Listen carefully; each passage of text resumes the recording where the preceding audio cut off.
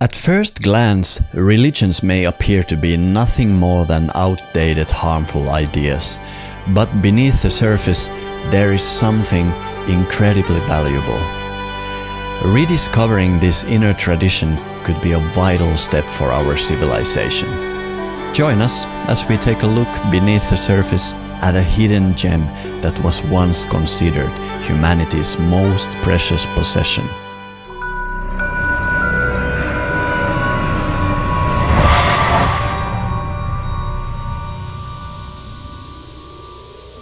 Many people feel betrayed by religion.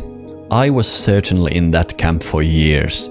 I found it embarrassing that people believed in supernatural fairy tales to the extent that they were prepared to go to war in the name of their preferred story. I had a particular problem with the suppression of original scientific thinkers, just because their findings didn't fit the dogma.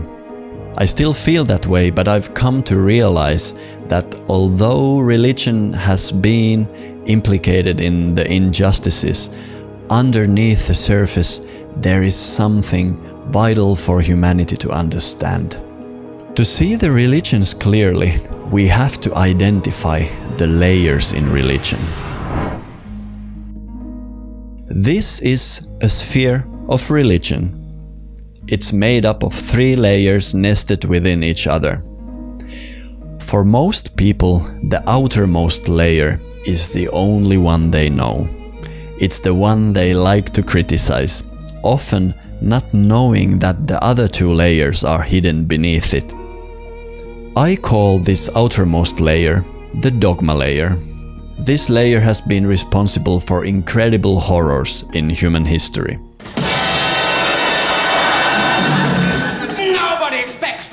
Inquisition. For a long time, I thought that dogma was just a feature of religion, but it's not, although every religion seems to have it.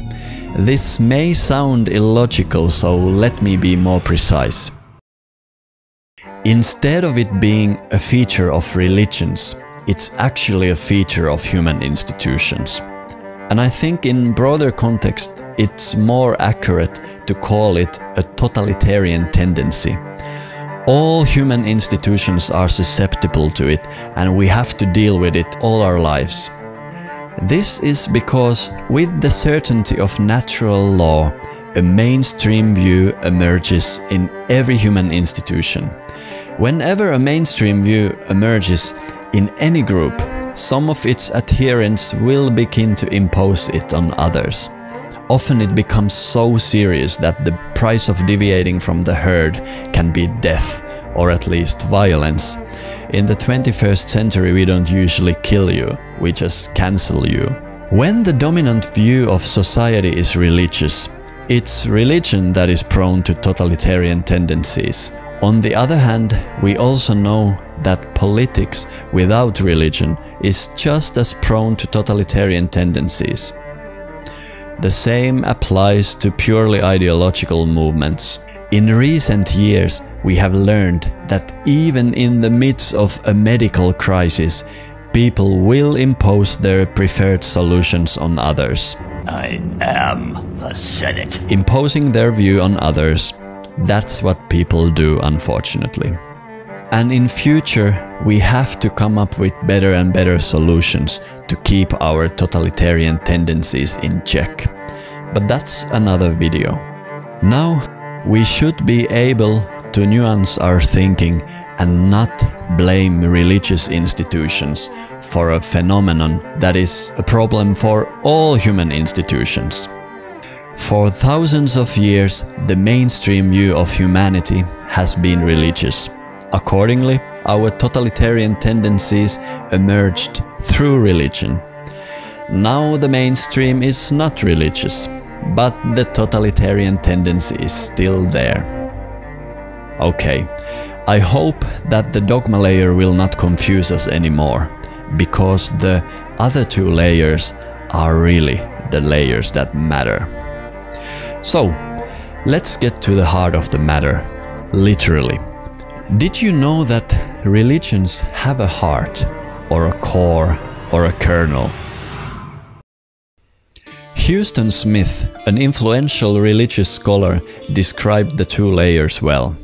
Walnuts have a shell, and they have a kernel. Religions are the same.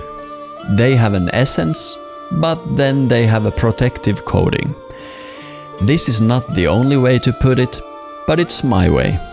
So, the kernels are the same, however, the shells are different. The kernels are the same, but the shells are different. The differences between the shell and the core of religion are so great that I see them as two different traditions. I call the shell the outer tradition, and the core the inner tradition.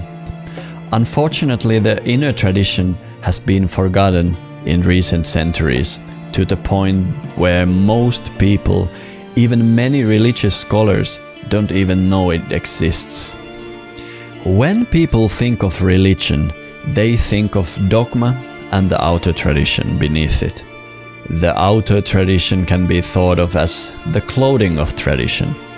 The clothing of tradition consists of mythology, rituals and customs and so on.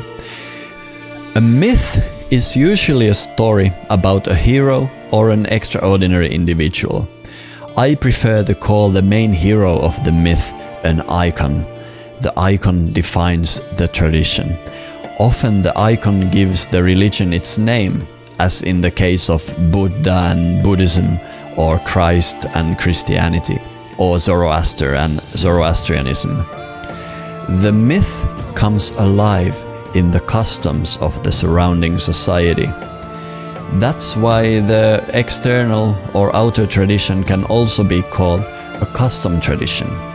The outer tradition has many answers to the question, how? How do you name your child? How do you celebrate holidays? How do you have a wedding ceremony? How do you do a funeral ritual? And so on. Basically, outer tradition is what most people call religion these days. We repeat the things our parents and their parents did. So what about the inner tradition? If the outer tradition is about how, the inner tradition is about why. Remember, someone originally designed the rituals and the ceremonies and wrote the sacred books. And some traditions still remember the answers to those why questions. And of course many don't. While the outer tradition takes the myth of the tradition to be literally true, even historically accurate, for the inner tradition, the myth is information in compressed form. It wouldn't even occur to them that myth is about real historical people and events. Perhaps the inner tradition could be compared to the engineers in the modern world. For example, I have no idea how to build a computer from scratch. I just benefit from the work and knowledge of the engineers. The engineers know the science and how to apply it. Similarly, the outer tradition has no idea how to build a myth, a ritual or a ceremony. They simply enjoy the benefits of the tools that the experts of the inner tradition have provided. You don't have to know how computers work to benefit from them. Similarly, you don't need to know how myth works to benefit from it. The problem with most religions is that most have lost their inner tradition over time. I don't mean completely lost. The inner tradition has been pushed to the margins. There is always a monastery or a guru here and there who's trained in the inner tradition, but they are often looked down upon by the mainstream. We live in strange times. Think what would happen if all the computer engineers in the world suddenly disappeared. How long would the computers and the internet continue to exist? Maybe for a few years, but very soon the computer tradition would fail and most of the world's computers would work badly. There might be the odd maverick nerd here and there who could bring your laptop to life, but that's about it. This is the situation with the world's religions today. The inner tradition of the experts has all but disappeared, and the religions have lost much of their reputation. This is a pity. Access to the inner tradition was protected by most traditions. It was only available to the select individuals and required initiation. Compare that with our time. Not everyone is admitted to university. Another name for initiation is education. If you can recognize these three levels, religions appear in completely different light. I think it's simple. Scrape away the totalitarian tendencies found in institutional forms of religion. Then identify the two traditions. The inner tradition that understands the science behind the mythological surface, and the outer tradition that uses it. And when we are able to identify the core of religion, we can finally make a proper analysis of it. To distinguish it from other layers of religion, I like to call it the ancient science. For years, people have taken these myths literally and blindly repeated the rituals. I think it's time for the experts to return. Originally, myths and religions were responsible for the integrity of humanity's worldview. As discussed in my previous video, an individual is able to influence how they experience reality. The inner tradition has maintained these methods for millennia, and I think it's time for us to benefit from them again. In my next videos I'll go more into detail, so please subscribe not to miss any of them. Love you all. Bye.